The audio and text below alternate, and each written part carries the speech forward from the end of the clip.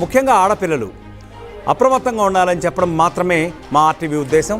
అయితే ఆ అమ్మాయి కూడా 18 years జస్ట్ క్రాస్ అన్నట్టుగా తెలుస్తుంది. She just became minor. ఆ తర్వాత 2 సంవత్సరాల నుంచి కూడా అతను వెంటబడుతున్నాడు. మొత్తానికి ఒక పాయింట్లో ఆమె అతనికి ఓకే చెప్పినట్టుగా తెలుస్తోంది. సరే, అట్లా కొంతకాలం సాగింది. మరి అతనిలో ఏ రకమైనటువంటి ఫీచర్ గమనించిందో ఏమో ముఖ్యంగా మనకి ఇంకా తెలియాల్సి ఉంది. బట్ వారం రోజుల క్రితం అయితే ఆమె నో అని చెప్పేసింది. అతనితో మాట్లాడడం కూడా మానేసింది. అతను ఆమెతో ఎన్నోసార్లు మాట్లాడడానికి కూడా ప్రయత్నించాడని తెలుస్తుంది. అయినప్పటికీ కూడా అతన్ని పక్కన పెట్టేసింది. సో ఆమె ఎక్కడ చేస్తుందో బేసిక్గా అతనికి తెలుసు. సో ఆమె గురించి కంప్లీట్గా 2 ఏళ్ల సంగత్యం కాబట్టి 2 ఏళ్ల నుంచి కూడా అసలు ఆమె ఈచ్ అండ్ ఎవ్రీ యాక్టివిటీ కూడా అతను మానిటర్ చేశాడు. సో ఖచ్చితంగా ఈ టైంలో హాస్పిటల్లో ఉంటుంది, డ్యూటీ టైమింగ్స్ కాబట్టి అని చెప్పి ఆమెతో వాగ్వాదానికి ఒడిగట్టాడు. ఫస్ట్ ఆఫ్ ఆల్ వెళ్ళి హాస్పిటల్లోకి చొచ్చుకొని పోయి ఆమెతో వాగ్వాదానికి ఒడిగట్టాడు. ఆ తర్వాత అందరి ముందరే పెద్దగా అరుస్తూ చాలాసేపు వాగ్వాదం చేసినట్టుగా తెలుస్తుంది. ఆ తర్వాత పట్టరాని కోపంతో కత్తి తీసుకుని ఆమెని కింద పడేసి, అసలు నిజంగా చాలా దారుణం ఇది. యాక్చువల్లీ ఆమెను కింద పడేసి, she is an employee there and more over she has been cooperating to serve the people. అది కూడా లేకుండా ఆమెను కింద పడేసి ఆమె గొంతు అతికిరాతకంగా కోసి చంపేసిన ఆ విజువల్స్, డిస్టర్బింగ్ కూడా మనం చూస్తూనే ఉన్నాము. కనిపిస్తున్నటువంటి ఆ విజువల్స్లో కనిపిస్తున్న అమ్మాయి నర్సుగా పనిచేస్తూ ఉంది. మృతురాలు నర్సింగ్ విద్యార్థిని సంధ్యా చౌదరి. ఈ అమ్మాయి పేరు సంధ్యా చౌదరి అన్నట్టుగా తెలుస్తుంది. అయితే 2 ఏళ్లుగా కూడా ఇద్దరి మధ్య ప్రేమించుకుంటున్నారు, ప్రేమాయణం జరుగుతూ ఉంది.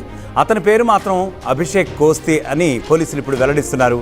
వారం రోజులుగా ఇద్దరి మధ్య కూడా ఒక రకంగా పీక్స్లో అదే పనిగా ఫోన్ కాల్స్, తర్వాత ఎన్నిసార్లు ఆమె ఎత్తకపోయినప్పటికీ కూడా ఇతను అదే పనిగా ఫోన్ చేయడం, ఆమెను విసిగించడం, ఆమెను వేధించడం, ఇట్లా ఒక పర్వం కొనసాగుతూ ఉంది ఒక వారం రోజుల నుంచి. ఆ తర్వాత ఫైనల్గా ఏదో ఒకటి తేల్చేసుకుందాం అని చెప్పి జూన్ 27న అయితే సెటిల్ చేసుకుందాం, లేదంటే ఆమెను చంపేద్దామని ముందే నిర్ణయించుకున్నట్టుగానే ఉన్నాడు. ఎందుకంటే అతనితో పాటు ఒక కత్తి కూడా తెచ్చుకున్నాడంటే definitely it's a pre planned murder అని చెప్పి మనకు అర్థమవుతోంది. జూన్ 27వ తేదీన అతను ఆసుపత్రికి వెళ్ళి సంధ్యతో తీవ్రమైనటువంటి వాగ్వాదానికి గురయ్యాడు. ఆమె ఛాతీపై కూర్చుని అతి దుర్మార్గంగా గొంతు కోసేశాడు. ఆ తర్వాత భయపడ్డాడేమో, ఎందుకంటే కాన్సిక్వెన్సెస్, చట్టాన్ని భయపడ్డాడు. మరి ఆ తర్వాత పోలీసులు వచ్చి అతన్ని పట్టుకెళ్తారని చెప్పి భయపడ్డాడు ఏంటో తెలియదు. కానీ అతను కూడా గొంతు కోసుకునే ప్రయత్నం అయితే చేశాడు. బట్ ఎందుకో మళ్ళీ ఏం ఆలోచన వచ్చిందో, లేకపోతే ప్రాణభయంతో అతను వచ్చేసాడో ఏంటో, కానీ ప్రాణభయంతో అతను ఆ ప్రపోజల్ విత్డ్రా చేసుకున్నాడో ఏంటో తెలియదు. కానీ మొత్తానికి అతను సగం వరకు, కొంతవరకు గొంతు కోసుకొని ఆ గాయంతో సరిపెట్టుకున్నాడు. ఆ తర్వాత అక్కడి నుంచి వెంటనే తేరుకుని ఆసుపత్రి నుంచి బయటికి పరిగెత్తి బైక్పై పారిపోయినట్లుగా తెలుస్తుంది. మొత్తానికి కూడా ఈ టోటల్ ఉదంతం చూసుకుంటే ఆ ఏరియాలో ఓవరాల్గా ఇది ఒక వైరల్ వీడియోగా మారింది. సో ప్రస్తుతం ప్రతి ఒక్కళ్ళు కూడా దీని గురించి చర్చించుకుంటున్నారు. మరింత అప్రమత్తంగా ఉంటే బాగుంటుంది అని చెప్పి ఆయా వర్గాల్లో కూడా అనేక డిస్కషన్స్ వినిపిస్తున్నాయి.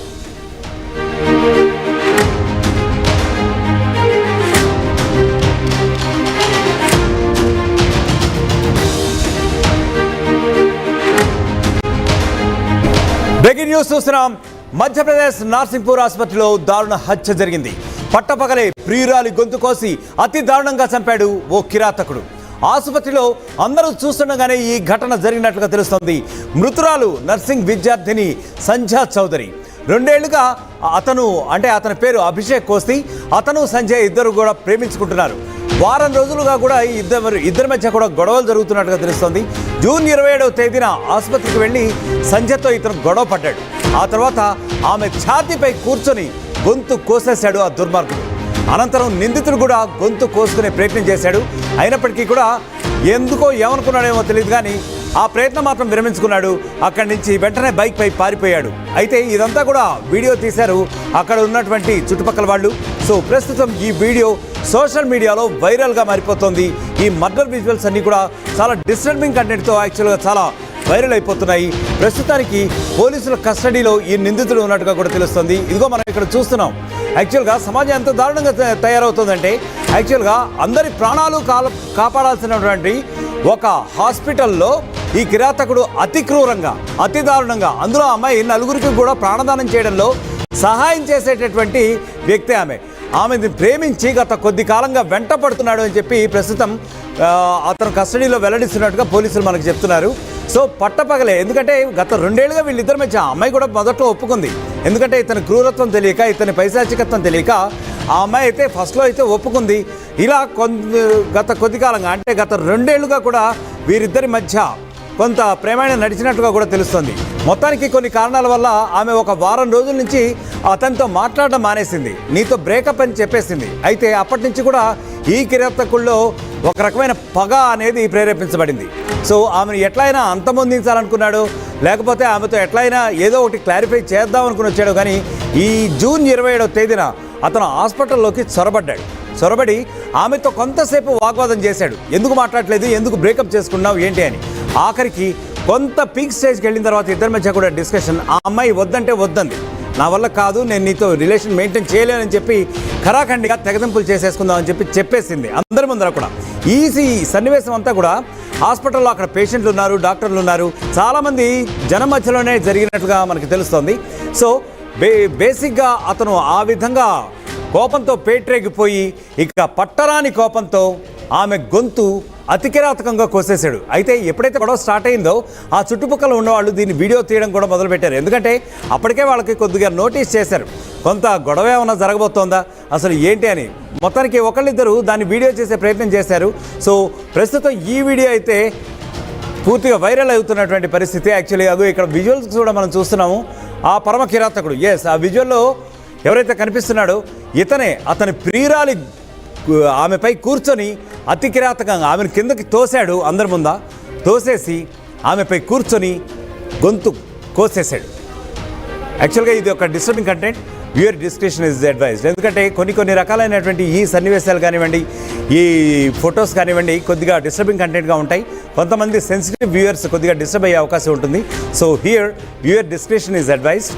ఎవరిని కూడా కలవరపరిచే ఉద్దేశం అది కాదు. బట్ అయినప్పటికీ కూడా ఇటువంటి ఘటనల పట్ల ముఖ్యంగా ఆడపిల్లలు అప్రమత్తంగా ఉండాలని చెప్పడం మాత్రమే మా ఆర్టీవీ ఉద్దేశం.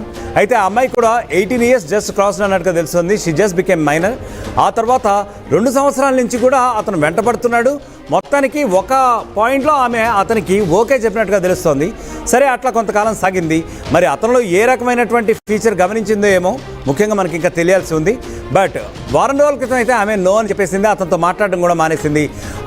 అతను ఆమెతో ఎన్నోసార్లు మాట్లాడడానికి కూడా ప్రయత్నించాడని తెలుస్తుంది. అయినప్పటికీ కూడా అతన్ని పక్కన పెట్టేసింది. సో ఆమె ఎక్కడ చేస్తుందో బేసిక్గా అతనికి తెలుసు. సో ఆమె గురించి కంప్లీట్గా 2 ఏళ్ల సంగత్యం కాబట్టి 2 ఏళ్ల నుంచి కూడా అసలు ఆమె ఈచ్ అండ్ ఎవ్రీ యాక్టివిటీ కూడా అతను మానిటర్ చేశాడు. సో ఖచ్చితంగా ఈ టైంలో హాస్పిటల్లో ఉంటుంది, డ్యూటీ టైమింగ్స్ కాబట్టి అని చెప్పి ఆమెతో వాగ్వాదానికి ఒడిగట్టాడు. ఫస్ట్ ఆఫ్ ఆల్ వెళ్ళి హాస్పిటల్లోకి చొచ్చుకొని పోయి ఆమెతో వాగ్వాదానికి ఒడిగట్టాడు. ఆ తర్వాత అందరి ముందరే పెద్దగా అరుస్తూ చాలాసేపు వాగ్వాదం చేసినట్టుగా తెలుస్తుంది.